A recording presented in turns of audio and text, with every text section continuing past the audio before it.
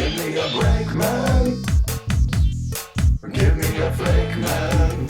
One question I've gotten before that's been kind of confusing. The first one like this was a couple of months ago, but it was basically, concerning coming to Japan to be a doctor or something, or a lawyer or something completely different from the normal English teacher. Yeah, there are quite a few lawyers here, so yeah, it's completely possible.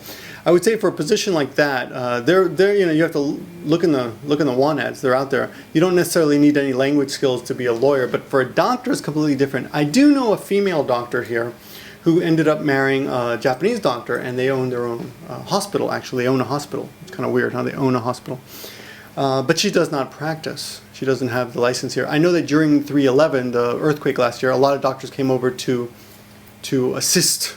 A lot of doctors were needed, but because they weren't licensed in Japan, they ended up having to move, just work as rubble removers and stuff, which seemed like a big waste of talent, right? You would think that in emergencies, Japanese government or any government, any country would be prepared to grant temporary licenses to those people. But I have a similar question now, and I'll read it to you.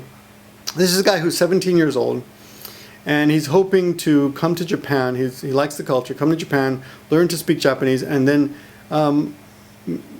become a psychiatrist, and then come over every summer until his Japanese got good enough, because he would like to practice, be a therapist here, right? Psychiatrist here. Yeah, I would say that would be. Look, I'm not going to say it's impossible, and it could be quite possible, but. The Japanese, first of all, psychiatry and mental health is still quite. It's a stigma. There's a stigma to that, and there are very few therapists here. I know actually a couple of my students, their husbands are psychiatrists or therapists of some sort, but there's a stigma to it, so they don't have so many patients. It's not like New York City where my therapist said this and my psychiatrist said that, Shrinks, are not seen as something you talk openly about. If you have a shrink in Japan, you're probably insane, right? So they're way behind the times in that sense, and I'm sure we could pull out a bunch of statistics on that. But what I would think is that even if you came over here and you mastered the language, there is a reticence for Japanese people to think that foreigners can understand them, and I think it would be hard to build up that trust.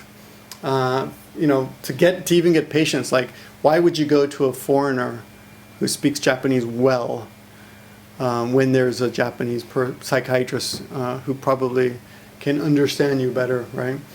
I think even if you studied Japanese really hard for 10 years, it would be really hard to reach that level where you could, get into someone's mind and gain their trust. And I think it'd be pretty tough. And then the other question, of course, would be getting certified in Japan, because unless you started right now, it would be really hard to get your level up to where you could take a written test to get certified. So sorry to tell you, SF Geek, I'd say it's a pretty, I won't say it's impossible, but I'd say it's, that'd be pretty tough mission. You could do it, but, and you might be very, very successful, but I'd say it'd be pretty tough. You might be better off becoming a television celebrity psychiatrist, like Dr. Phil or something.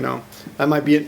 Seriously. That's also very difficult too. But I would think it might be a little easier than trying to open up a private practice here in Japan. Yeah. So the other part of this question here, email, is he thinks that a lot of people come to Japan and they become either English teachers, street performers, servers, or any other undesirable job. Really? Undesirable job? English teacher, street performer, server, or any other? See, if you want to be a psychiatrist, you should maybe be careful of the language you use, because I wouldn't consider any of those jobs undesirable. They're jobs, and any job you have is a job that, if it's honest, there's nothing to be ashamed of it. If it pays the bills, So, that's one thing about the email that was a little bit interesting. Anyway, that's it. Thanks for the question, Geek, SF Geek. Good luck with that, and of course, I welcome my viewers, my subscribers. If you have anything to say about this, If you think that, if you disagree, then please put it in the comments, and thanks for watching. I'll talk to you soon.